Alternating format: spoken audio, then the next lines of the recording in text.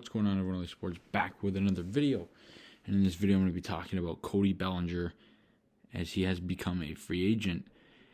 And should the Toronto Blue Jays sign Cody Bellinger? And this is the tough one because Cody Bellinger's a real good player. He's a guy, who is, still 27 years of age, so he's very young. He's shown a ton of potential. He showed a lot of potential. He's on the market. So, the Jays can sign him and bring him in here. So, I think Bellinger's a really difficult player kind of to, analyze because he's so young still. He's 6'4", 200 pounds, and he's, of course, that left-handed bat that the Jays need, So when you're looking at Bellinger, he could play in the outfield. If you need him to play center field, he could play center field. If you need him to play right field, he could probably do that too.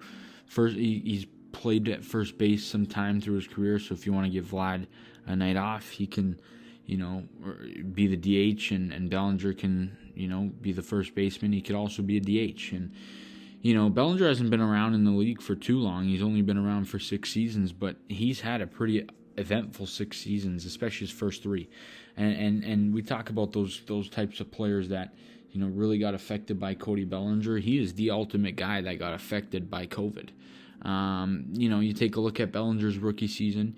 He played 132 games, and he hit 39 home runs and 97 RBIs. He hit for 267 with an on-base percentage of 352.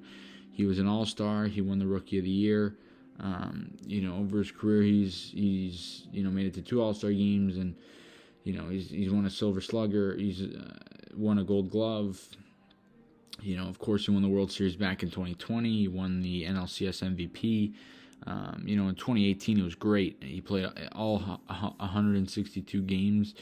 He didn't make it to the All-Star game that year. He took a bit of a step back, but he was still very good. And if you can get this type of production from the left side of the plate, you're looking really good. 25 homers, 76 RBIs, and a 260 batting average. He does strike out a bit, which is kind of, it is a bit concerning, but, he's got some speed. He walks a lot. And you take a look at his, of course, MVP season back in 2019. He hit 47 home runs, drove in 115 runs, hit 305 with an on-base percentage of 406. That was the season he was an MVP. He went to the All-Star game. He won a Gold Glove, Silver Slugger. So he also won a lot of awards that year. He was very good. Now, the Toronto Blue Jays have been in on Cody Bellinger. So that brings up the question, should they sign him? And I think they should.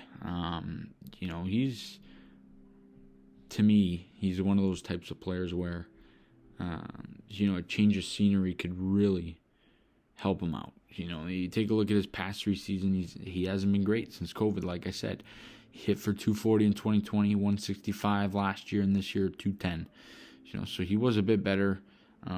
Even on a horrible season, he still hit 20 home runs from the left side of the plate, which is still, that's very good. The Jays are really in need of that left-handed bat, and if they can get that from Cody Bellinger, he wouldn't cost a tremendous amount. He wouldn't be cheap, but man, he'd be a big-time deal for the Jays. Who the Jays are interested in him. There's no question about that. It